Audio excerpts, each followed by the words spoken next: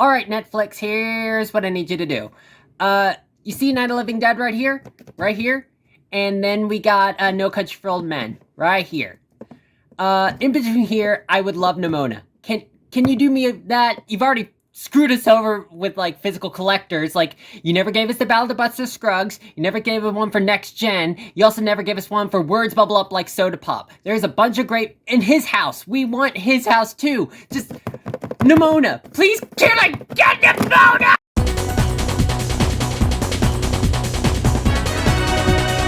And hello everyone! Welcome back to the Hollows. I am the Monarch of the Hollows, aka the only resident, so I guess that does make me the Monarch. Chan here, and it's been a crazy couple weeks, hadn't it? About a month ago, like early in June, I finally got on antidepressants, and I am thinking more clearly than I've had in a very, very, very, very long time. Like, I did a lot of soul searching and everything like that, you know, and played a lot of Persona 5 Royal. I decided to restart since I screwed up the last time. I didn't know that you had to, like, upgrade Dr. Maruki before a certain time, and at this point in the game, he's still coming up gray, and I'm just like, I gotta do this before he leaves. I am rambling. This is the Hollow Airwaves, the nothing void with just a little shack in the middle of nowhere. Oh my gosh, I'm sorry. I'm a little bit over the moon right now. I just finished Nimona, the film that Disney canceled. Man, that's just a big thing, isn't it? So, I've heard about this movie for a while. It was supposed to be done by Blue Sky Studios. And, in 2020, Disney closed Blue Sky Studios, I guess because they were, kind of hard making money right now. I mean, it's Disney, what do you do? But they cut the studio down cruelly because it's just like, they just left hundreds of people jobless during a very difficult time. And one of the movies that unfortunately got sunk with the ship was Nimona. And apparently there was word that there were some people in that meeting said, like, it was because of LGBT reasons. Shocker. I seriously just still think of what Jay Bauman said when it's like, we're Disney, we're progressive, but we're actually not. It's just, this is another case where it's just like, are you serious? Are you serious? But thanks to Netflix, and I forget the studio, Annapurna? They're the ones who did, like, Amnesia, didn't they? That's pretty crazy, but I mean, I think so. Don't hold me to that. Me no smart. Me dumb. But, I finally watched it, and no joke, it was as amazing as I thought it would be. Even better. So far, I don't know if I should choose between Spider-Verse or this as best film of the year. I actually made a list of, like, so far my favorite films of the year. I just bought my microphone. So far my favorite films of the year, Nimona and Spider-Verse are up there. Guardians of the Galaxy Volume 3, Asteroid City is what I saw yesterday, and I thought, that is such a Wes Anderson movie. I was so, like, I'm always impressed by his films and everything like that. I'm a big Wes Anderson fan, and I was like, this is probably, like, he's such obviously an auteur and everything, but that movie just felt, I was like, is all of this, like, created from the ground up? But no, apparently I looked at the behind the scenes, they went to Spain, but that opening train sequence and everything like that, those were miniatures. Anyway, I'll talk about that in a sec. John Wick Chapter 4 was incredible. And yes, controversial opinion, I thought Beau is Afraid was great. I'm one of the people who love it. It's funny, when I went to go see it, obviously, like, I didn't even know, like, how well it was doing to the box office, but I saw that movie all by myself. There was no one else in that theater. I had the whole theater to myself. I thought it was amazing. No, it's not. I still love Hereditary and Midsommar more, but I'd say, like, look, there's a lot of, like, bad directors out there, but Ari Aster is clearly a guy who just, like, he's always, like, trying. Apparently, like, this movie was impressive.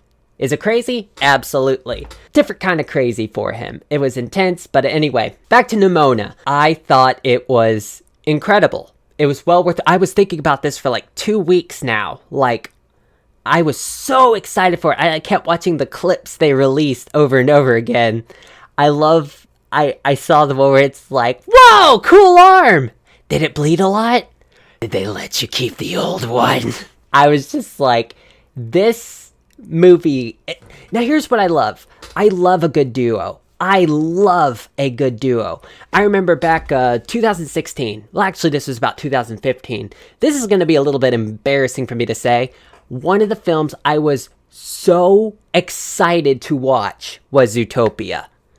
Now, before you say anything, I've already said before, I'm not into the whole furry thing, but ever since I was a kid, I loved talking animals. Yeah, it was the people behind Zootopia who said, like, animals have always been a good storytelling metaphor. You know what I mean? They've been good for, like, themes and everything like that. And Your Animal Farm is one of my all-time favorite books from George Orwell. But I remember when the DMV trailer came out. Yeah, like the teaser trailer where it's just like, oh, this is a fox, and blah, blah, blah, blah, blah, blah, blah. And I was like, oh, a talking animal movie from Disney. We haven't seen that in a while. But then they showed the DMV trailer, and everyone's talking about the whole, oh, funny sloth thing, and it's funny because DMVs are slow. I was just like, yeah, it is funny, but it's Judy Hopps and Nick Wilde. Those two were like, I am so excited to see them. Like, I love a good duo. And I watched that trailer over and over again just to see, like, Nick just pick at her, like, making the situation even more stressful than it already is. And I did get that in the movie. They made a great duo. Now, they are making Zootopia 2. I really hope they're not a couple. I really hope it's just a platonic thing, you know? And it's not like, oh, one's a fox, one's a rabbit. It's just like... You know, but that being said, with Spider-Verse, I should probably talk about Spider-Verse too. When they announced Spider-Verse 2, they were like saying like a big thing's gonna be like a romantic relationship between Miles and Gwen, and I was just like, I don't think that's gonna work. Cause it really just seems like a friendship. But you see, I'm the kind of person. Prove me wrong, and I'll be honest and say, you were right. Yeah, I take it back. That was great. Miles and Gwen have such a good, like, oh my gosh, I'm excited to see more. Like, they would make a great couple. And I'm excited to see more. Just not just from their dynamic, but I mean, like, where the story is leading. But that was the big thing, like, really, that's the only thing he announced about it, that they may be a couple and everything like that. And I'm just like, but after watching the movie, I was like, yeah, they're really cute together. But anyway, yeah, I see, I'm going off a tangent again. But it's just, you see, I'm always going back. Nick and Judy in Zootopia 2, please don't make them a couple. You know, it's like, oh, you know you love me. Yes, I do. I hope that's just a friendly thing, because I've said that to my friends too. It's like, oh, I love you, just platonically. You know what I mean? But anyway, back to Nimona. Yes. Ballister and Nimona just like, oh, they were just, it really was like an older brother, little sister, like father, daughter, just, I mean, I especially love the part where, after, like, they get away from being shot at with a bunch of arrows, like, Nimona actually gets one in her leg and everything like that. She's like, I'm fine. This happened. I'm used to it. And then, Ballister's like, no. We're gonna take care of this. And he sits her down, and he's just being so, like, caring and everything like that. And she just has a look on her face like, what is this? You know? She's not used to that. And here's this guy just tending to her wound and everything like that. It's just like, she's never had that kind of true, like, connection with someone before. It was so sweet, and she's just like, she doesn't know how to process it. It's fantastic. Father-daughter kind of connection, and it's just like, it's just like, of course Nimona would never know what that's like. That's what I love. It's just like, not only is this movie just so like punk rock and rebellious, it's so down to earth and real. And that's what I love. That is what I love it so much. Dynamic. They were just like, that's a great duo right there. And that was one of the things I was so excited about. But I mean, everything about it was just like, I am so ready to see this. That being said, I have never read the book, and I've been meaning to for a while.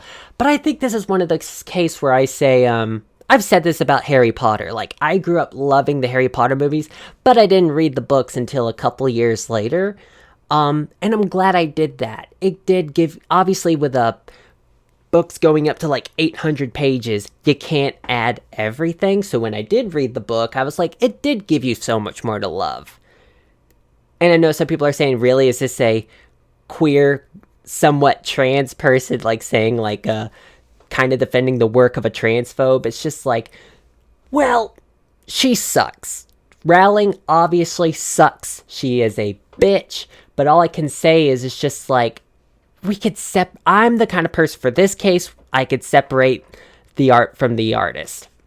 That being said, I just bought Chinatown, and that movie was written and directed by a pervert. Like, if you know anything about Polanski, he has done some fucked up shit. Fled the country because he is guilty. But apparently it's just like, but yeah, if he was on screen, if he was the star of the movie, that would make things a little difficult to watch. But he's just the writer and director behind the camera. I can get past that, you know? But that's what I say about like the band Lost Prophets. The lead singer, now I was never really much of a Lost Prophets fan, but I love the song Rooftops, but I haven't listened to that in years. Why? Because hearing the voice of a true sick in the head individual, it just ruins it, you know? And it's the case with R. Kelly, too. But it's just, yes. Right. Nimona's book. The book based on... the movie based on the book. I do plan on getting the book very soon and checking it out. But I mean, like, also I gotta say, Wizard of Oz, like, I grew up loving the movie, but the book, not that good. It's not that good. No, it sucks.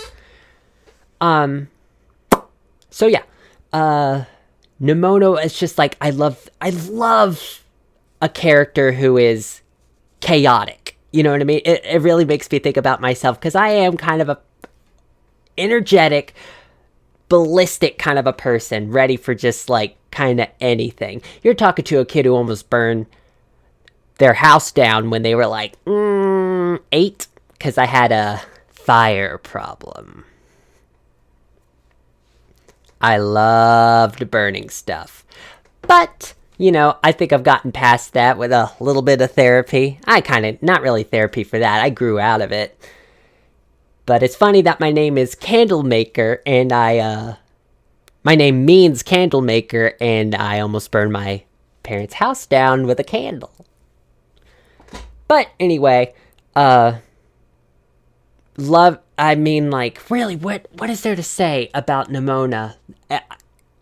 It's just, please check it out. Like, I'm glad, obviously there's a lot of stuff going on with the LGBT, but with a movie like this, I'd say, like, this is that sweet of the bittersweet for the end of Pride Month. I mean, I saw someone say online Disney didn't deserve Nimona. And it's just like, no, they did not. They didn't deserve the Owl House either. But it's just like, Disney still made the Owl House. But for Nimona, it's just like, it shows like you can't keep good art down. Obviously, that's not always the case. Sometimes an unfortunate circumstance could lead to a film or a TV show not being made. There's been a lot, like, one of my biggest pains that never came to be was Dreaming Machine by Satoshi Kon, who is quite possibly my favorite filmmaker of all time, who did Perfect Blue, Millennium Actress, Tokyo Godfather, and Paprika. Seriously, I could say, like, that man made 4 incredible, perfect movies. That is a perfect filmography, up there with like Stanley Kubrick and Quentin Tarantino. So it's just like, but obviously he passed away before he can finish Dreaming Machine, so it's just something that'll probably never happen. They've been trying to finish it for years. And it seems like it's not gonna happen. They even tried to get, I think it was Mamoru Hosoda to finish it, but it really wouldn't have been a Satoshi Kon film, would it? It would be part his film and part someone else's. We will even if they were to finish, even if we were able to see Dreaming Machine, like, would it actually be a Satoshi Kon film? I don't think so. So it's just one of those great tragic obviously of his life, but I mean, but Nimona is one of those few films that does rise from the ashes like a phoenix. And it was well worth the wait. I thought it was amazing. Up there with like my top 5 favorite films of the year. And that leads me to say, like, Blue Sky Studios. I've actually been rewatching a lot of Blue Sky Studio films over the last couple of years. And, not gonna lie, they really haven't made a film I truly loved. Like, I remember rewatching Robots for the first time in 15 years. And, I hated it. Very, very, very much. And I still don't have a problem with like the first 3 Ice Age movies, but they're not something I would have on my shelf. That's the thing. Like, I don't have a single Blue Sky Studio film on my shelf. Not even the Peanuts movie, or even Spies in Disguise, which was a great movie. Hold on. I'm just really trying to think of all... Rio? I did not like Rio.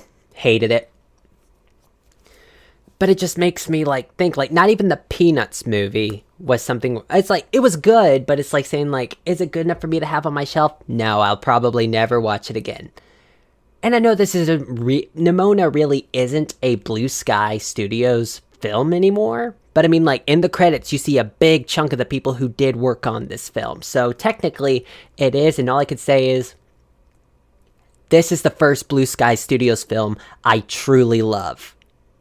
And I plead to Netflix, I beg you, please can you give this to us on Blu-ray or 4K? Please, this is a movie, like, Netflix has a really huge problem with, like, not releasing movies that much on Blu-ray.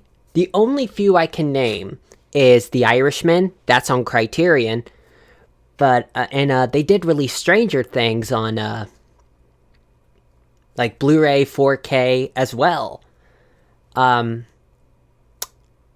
They did release, I got it on my shelf, Kipo on DVD only, unfortunately. But it's just, there are a few movies on Netflix that it's just like, I need it. Not need it, but I would love to add this to my collection. I have over 400 movies, and it's just like, there are so many movies I would love to add to it. The Ballad of Buster Scruggs from the Coen brothers is an incredible movie. Like, I love anthology films and everything like that. So it's just like Creepshow and everything. And it's just, it was such a variety of greatness. And my favorite part was the ending in the caravan. So, but it's just like, oh man, just, that's more like a case like where Criterion got The Irishman. I'm surprised they haven't gotten The Ballad of Buster Scruggs. But also there's the movie Next Gen, which I really want to rewatch. I like to call it Big Hero 6, but better. It does like, because Big Hero 6, I'm gonna get crucified for this. Big Hero 6 is kind of the most basic average movie ever made. I mean, oh, I'll talk about that another time, because it's like, I don't want to get off on another tangent here, but it's just like, yes, Next Gen is Big Hero 6, but better. It's very punk rock and cool, and obviously, like, Nimona is too, but it's just like, that's not always what I want in the film, you know what I mean? I love a thing with different styles. Just Big Hero 6 was just so basic, but it didn't really have much of a personality, but Next Gen did. And also there's the anime, Words Bubble Up Like Soda Pop. That movie, if you've never seen that movie, it's one of the most... There's movies where it's just like, you could just put on, you could just like... I said this before, like, I got Winnie the Pooh on my shelf. Winnie the Pooh is such a chill movie to watch. Every time I'm like kind of stressed out, I could put that on and be like... It kind of makes you high without getting high, you know, just like it chills you out. And I said that about Fantastic Planet too. There's a chillness to it. It's like a tranquil but weird and eerie atmosphere, but there's something calming about it and soothing. And Words Bubble Up Like Soda Pop is one of those movies where I'm just like, this is so likable, so just down to earth. I love it. And you're just so invested. Like, there's a scene where she's putting the record back together, and it's just this, and it just keeps falling apart, and you just see her slowly break down. Obviously, it's a very emotional movie too, but it's just like, it's just me. Damn it, I want that on my shelf. I would love that on Blu-ray. And then I also said His House, which was, unfortunately, if I checked correctly, has been taken off Netflix. I'm so glad I got to watch it before they took it off. It's a real shame that it's gone, because that's a great movie, a very thought-provoking movie, but yeah, from a horror aspect, it is absolutely terrifying. So it's just like, where is it? It's just like, there's a lot of things just being taken off, like streaming services, just for tax write-offs. And that's just, it just shows like these higher ups just getting greedy, you know what I mean? Like trying to like get richer, and they're sacrificing great art for it. Like they just took Willow off. That being said, not crazy about the show Willow. I said movie. I love the movie, but the show was just so clumsy, and how it was shot and everything. That, like, even in a pitch black room, I got blackout curtains and everything like that, watching it at night, and I'm saying like, I still can't tell what's going on in these night scenes. It's very like weirdly shot. So, but Nimona is that case where it's just, once again, probably going to be on that big list of just like, can we please get this on Blu-ray? But that being said, the Mitchells versus the Machines. And I know that was made by Sony and everything, and they got more like, yeah, they'll put it out there. But it's just, it's so weird to have a Blu-ray that pops up with dun dun. Love it. I think that's so weird to watch a Netflix thing that's, you're not watching it on Netflix. But I mean, like, is there a way we could get Nimona on Blu-ray? Netflix, send everyone who's not watching, send out a message. Netflix needs to put out Nimona. Easily one of the best films of the year. It is on Netflix right now. Please check it out. Give it support. It's just, I would say I have zero problems with it. Obviously, I did read on, like, I feel this way. Right now, I give it a 9 out of 10. But I'm sure if I watch it again, it's going to be a 10 out of 10. That's normally the case with me. It's very rare when I go like 10 out of 10, 10 out of 10, best. Just, oh man, it was amazing. The cast was great. There was a lot of, what I crave most is like character interaction, and there's not even that many characters, but there's some good character interactions. As I said, I love a good duo who works well off each other. We got so many great moments of Nimona and Ballister just being like partners in crime. It's more of like a case of like proving one's innocence. It's just like I always worry like a movie's just going to be too short. Like that Mario movie, it's like, yeah, it was entertaining, but damn it was so just simple. And I know they say, it's a Mario movie, it's not really known for its story, but it seems like they're trying to do that. They are trying to do that with this movie, make it feel like big and elaborate, but it's not. You're half-assing it. Nimona has so many great moments that brings this whole thing together. So, the movie's very punk rock, very colorful, very emotional, very funny. Please check out Nimona. I'm probably gonna watch this like when I'm done editing this video. Seriously. Or this audio, however you're watching it.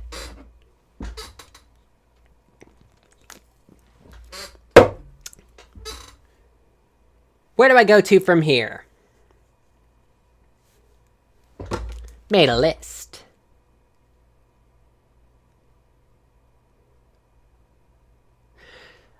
Alright, let's talk about this. Once again, I collect also something else. I should probably point this out. My Owl House collection just got something, pretty. Like, obviously, like, every piece of my Owl House collection, I love. We're not gonna talk about that yet. I gotta talk about my, something that happened right at the beginning of Pride Month. I got my first tattoo. Chan got their first tattoo. And, if you have seen the finale of the Owl House, I think you'll know what it is. Spoiler alert for the Owl House. I got a flapjack tattoo. Right there on my left outer forearm. Right where Amity has hers. I was gonna get it on my, where Hunter got his. But here's the thing. It seems like everyone of the 5 of the Hexside crew got it on their right side. Luce and Willow got theirs on near their upper arm, right, their left arm.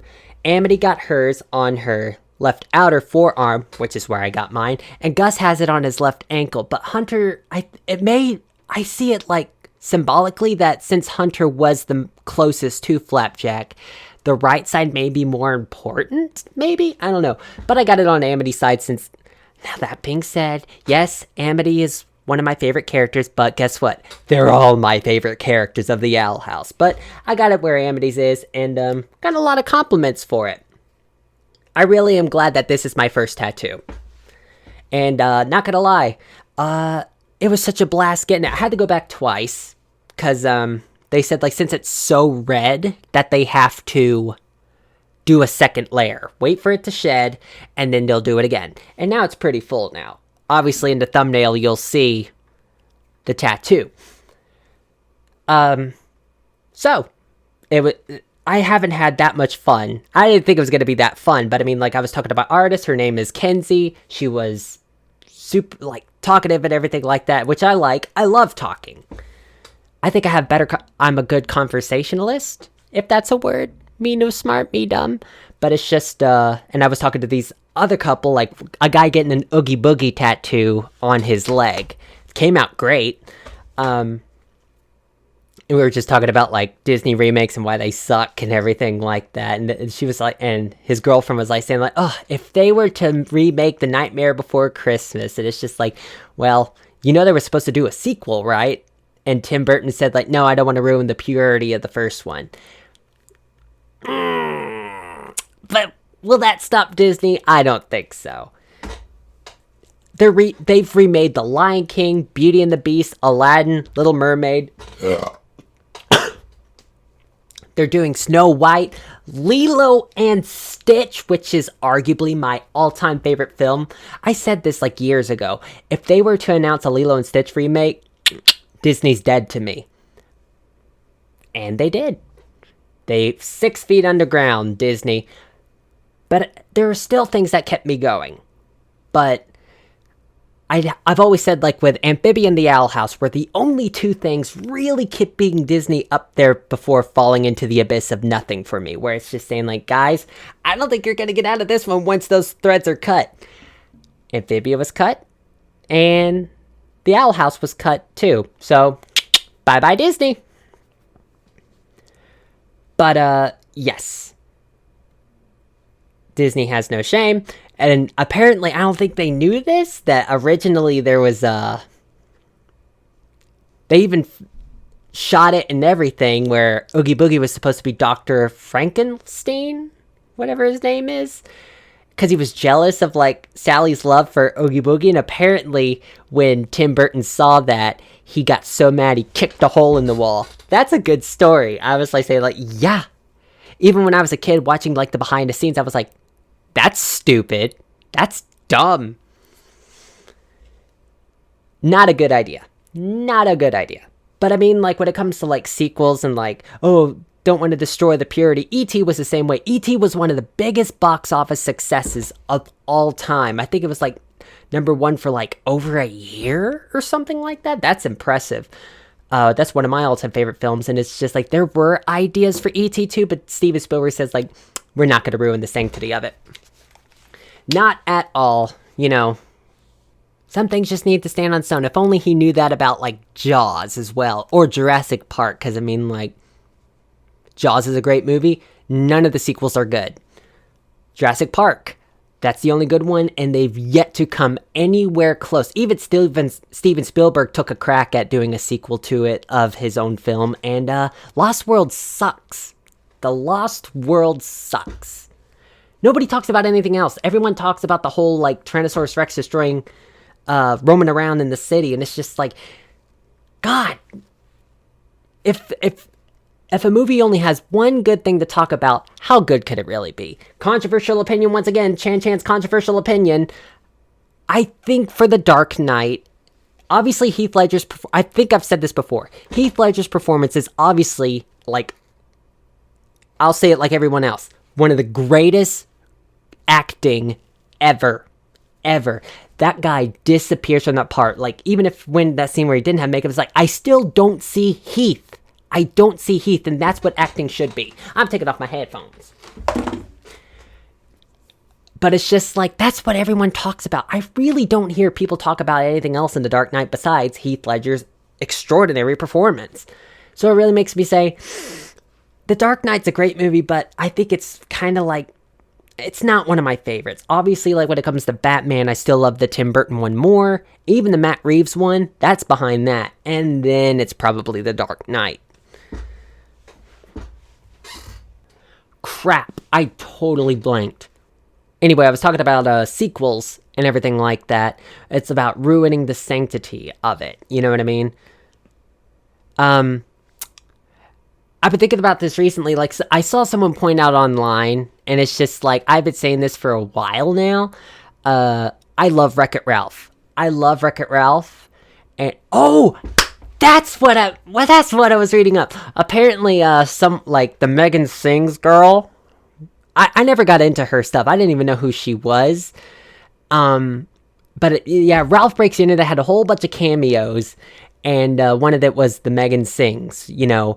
And apparently there was been some allegations against her, and she did a pretty crappy apology video with a ukulele.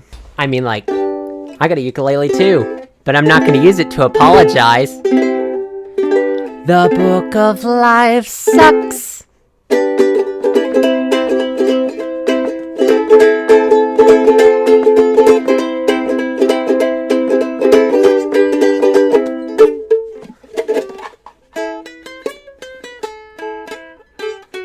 I'm rusty.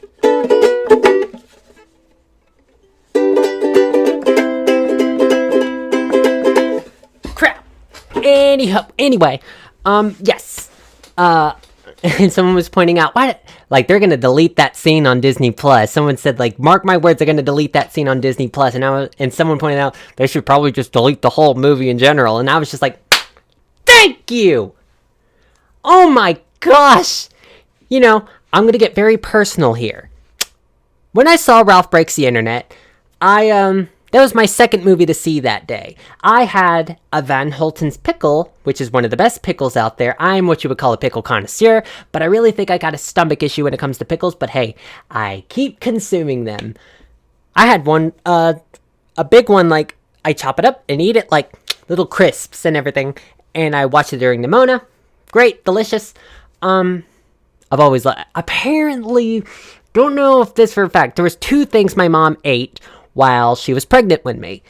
There was a certain brand of lemon pie that she loves, and pickles. And I definitely I love both of those. But anyway, my stomach wasn't really working with me. So while I was watching the movie, I leaked. I leaked backwards. So I went to go I had to go get up and clean myself up a bit. It wasn't a disaster, but I was just like, oh, something just happened. And all I could say is, me cleaning myself off in the bathroom was much better than sitting through that movie. I was just like, that movie is Wreck-It Ralph.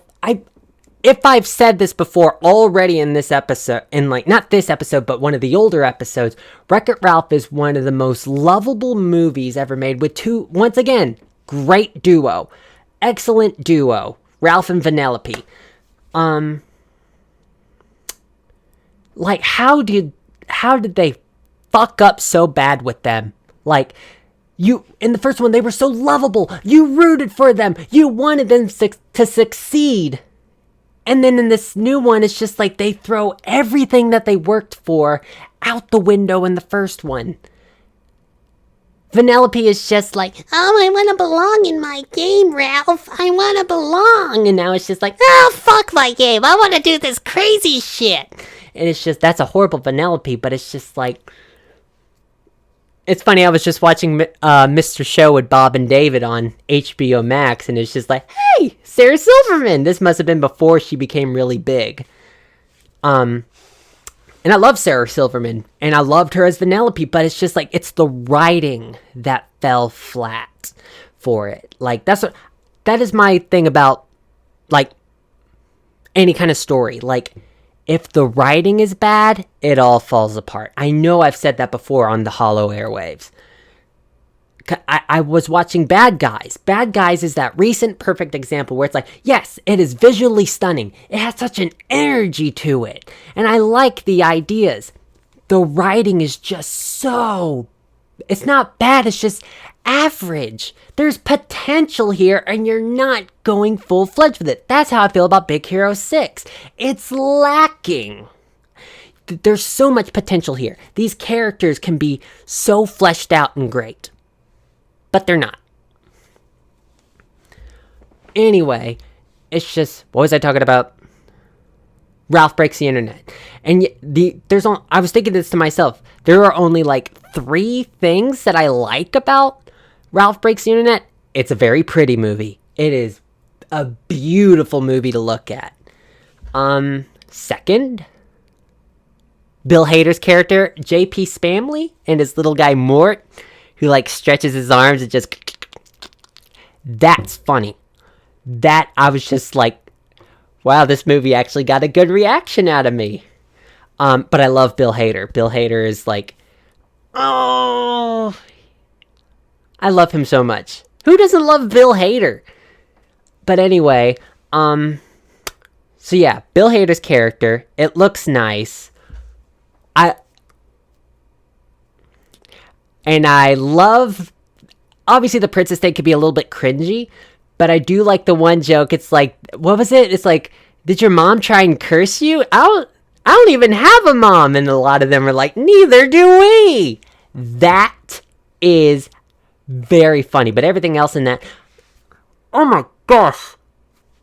When I saw the trailer and they were all like in loungewear and everything, just like, just chill, like pajamas and like t-shirts and everything, I was like, that's funny. That's cool. But then I saw the movie, I was like, oh, they didn't already have those? They only got the idea to make them when Vanellope came in. After all the little characters they see roaming around, the countless characters, avatars, and users they see roaming around every day in different outfits, they don't get the idea from them? It was Vanellope? Call it a hunch, but I think some of these princesses are stupid. But that being said, some of them aren't.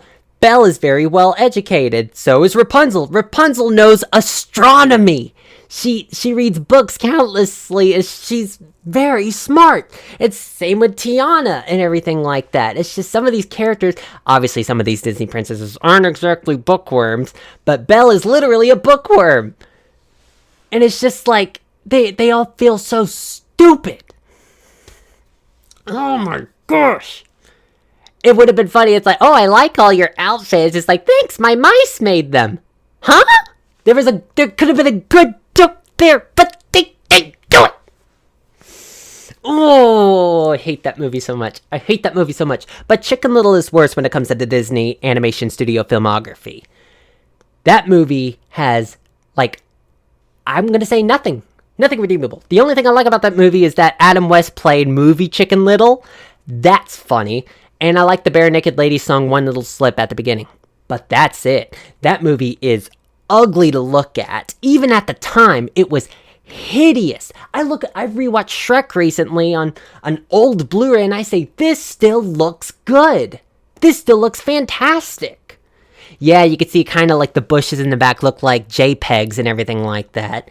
But yeah, like there's some movies out there that still look so good. Oh my gosh.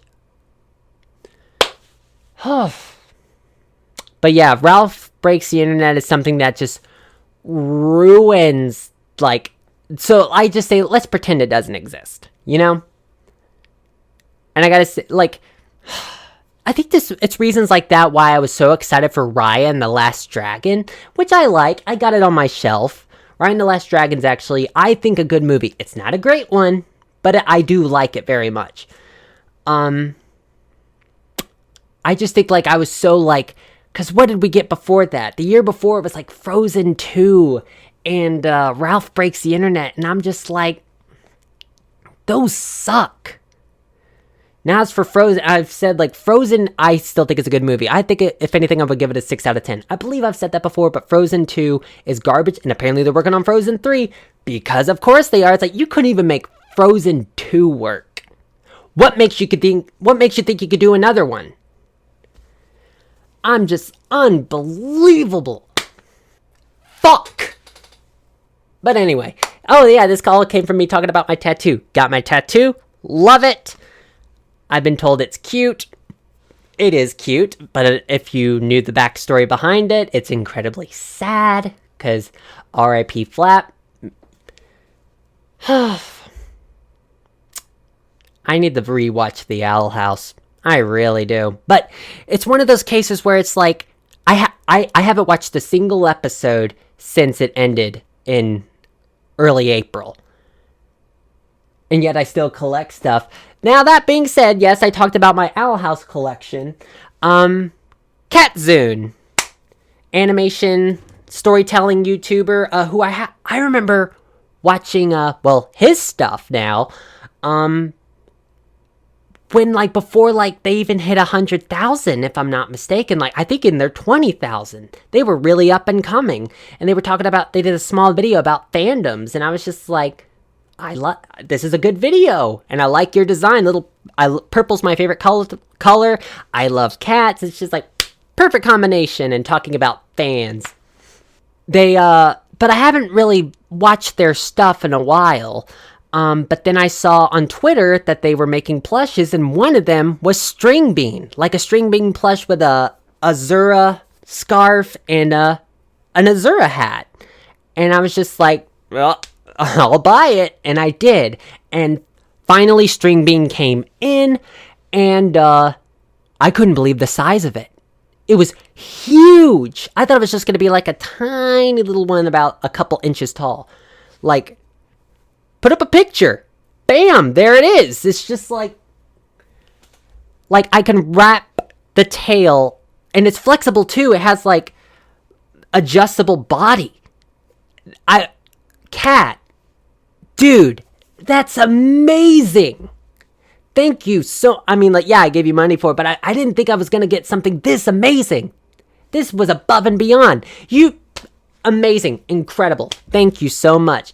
And hey, if you do a ghost one, that would look great next to the Amity one too. But that being said, Hanimation is doing some of the other talismans, Ghost, and another String Bean, and Clover. And soon they'll be doing Emmeline. That's the thing. And I think after that, yes, I would have all the really main talisman plushes. I would like Mike's socks, Mystery Shack, Hanimations, Katzune, Kyo-chins. If you can make Mike's socks, that would be awesome. Oh, Mystery Shack is doing waffle.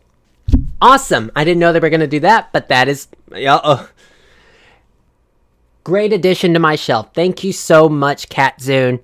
This String Bean is awesome. And that's also being said, I already ordered another String Bean, but you are talking to someone who has, at this point, 6 King plushes. 6 King plushes from different people. The Mystery Shack, Hanimations, and Kyo-chins. That being said, awesome for Kyo-chins. I saw the news thing. That's really cool that they were on there at a Pride Festival and everything with their merch booth. But also, apparently, the Mystery Shack will be doing a King and the Collector's outfit, too, which is just like, Gonna have to make room. I'm running out of space. But you can never have too much. I would always hope, if you ever see, like, I love Sailor Moon, but if you've ever seen, like, those, like, videos of just someone with, like, a huge, massive collection, it's just, like, not only does that probably take a lot of time and money, but I mean, like, years of just, like, a bunch of merch. I mean, Sailor Moon, unlike the Owl House, was a show that just took off. It was mainstream. Everyone was, like, crazy about it. And so, obviously, like, when the studio and all that, like, who own the rights, like, see the love a show has, they, like, make a bunch of merch for it. Seriously, though, about I've said this before, if there's someone out there with a bigger Owl House collection than I do, I would like to see it. It's not a competition. I would seriously like to see it, and I'm always up for seeing that. Like, I see some people with, like, little plushes of, like, all the characters they've collected. It's like, oh, I got that one, but I don't have that one. That's really cool. Anyway, Katzune, great job. If you ever do any more, Owl House stuff, I will be there. That also being said, I forget their name. There's someone doing minifigurines of the characters, and a Kickstarter for that, and I got loose. They're going to be doing Amity, and then they just revealed Willow, Hunter, and Gus, and to all the Mystery Shack merch makers, can y'all do me a favor? And I know a lot of people would love this too. My shelf needs more Ida stuff. I got so much Kings, Luce, and Amity. It's just, and Palismans. It's just like, can I get an Ida? Can I get more Ida stuff? I think the only thing I really got Ida-wise is her 2 Wanted posters. Her in, like, the season 1 form, and then in her Harpy form as well. But it's just like, I really don't got that much Ida stuff. And that's saying, like, I think, in all honesty, she is my favorite character. She's the one, like, I feel like, to quote Anne Boonshoy about Mrs. Croker, like, that woman is everything I want to be. So, it's just, if someone could do, like, more, like, Ida stuff, that would be awesome. Absolutely awesome. I did ask, Kyo-chins a long time ago, when I got my Luce and Amity plushes, I asked them, it's like saying, would you ever do, like, Ida and Rain? And they said, I would love to do Ida and Rain someday. And it was just like, I hope they do. Oh, I hope they do. Because I love the designs of the plushes that Kyo-chin did. They're amazing. $120 for both, but I'd say worth it. They were worth every penny. Well, I guess that should do it. I know things have been a little crazy with Pride Month, you know? There was a thing that was just done today at the Supreme Court that was heartless and evil. We just gotta, we gotta use love and just show compassion and just hopefully change things. The LGBT community is just, like, getting so much crap right now that they don't deserve. We're just trying to live our lives, you know? We mean no harm to anyone. When I was a kid, they say queer kids don't exist. I guarantee you they do. I had a crush on my best friend when I was a kid. When I was about 8 years old, my best friend, God. You know, when I was younger, I wanted to make movies, like, be a director and everything like that. And every idea I had, he was always the star. If I were to have made a movie, he would have always been the star. And I hope he's happy out there, but it just makes me look back, and it's just like, those feelings I had were scared. I was scared. These kids just need to be happy, you know, and be okay with who they are. Shows like The Owl House, they don't convert kids to being gay, but they help kids who are feel accepted and loved and seen. And it also teaches kids who aren't gay, like, to not judge, you know, see, there's nothing wrong with that, you know? They could watch stuff like like straight kids will watch stuff like Nimona and Owl House, and it won't turn them gay, but it'll make them see like gay people are just like you and me. So if there's a kid in your class who's gay, it's just like, be kind to them, you know? Treat them as an equal. Trust me, as a kid from the 90s, I was always like scared and confused about my feelings. And obviously I'm not now. I'm bi and non-binary, and I'm happy about that. I'm happy with who I am. But yet there's people who out there who say it's wrong. Do not listen to these people. Just live the best life you can. And let's just try and make things better in this country. Because it's just like, and show like hate can't win. But love will always just like triumph. I know this sounds like something you've heard over and over and over again. But it's like, really, what else is there to say? Like, I stand with like, not just the LGBT, but anyone who just has a heart. And that doesn't matter if they're straight or gay, you know? But let's try and make things better, right? Let's try and make this world a place where both like gay people and straight people can just live in harmony. You know what I mean? Just fuck, things are just so crazy right now. So, to end this, I gotta say, go watch Nimona. Be a good person. It's not, I read a tweet recently saying like, it's difficult to be a good person. It's like, no, it's not. It is one of the most fulfilling things you can do. So, here I am in the hollows, reaching out to the world and say like, let's do some good. Let's do some good. Just be good. Just do good out there. Peace out. Bye-bye. And also Netflix, give us Nimona. Give us Nimona. I know that's a stupid thing to end on after all the stuff I just said, but you should probably release some of your Blu-rays because you know people are going to buy them. So, that's it. Bye. Y'all have a good rest of the year. I'll see y'all next week.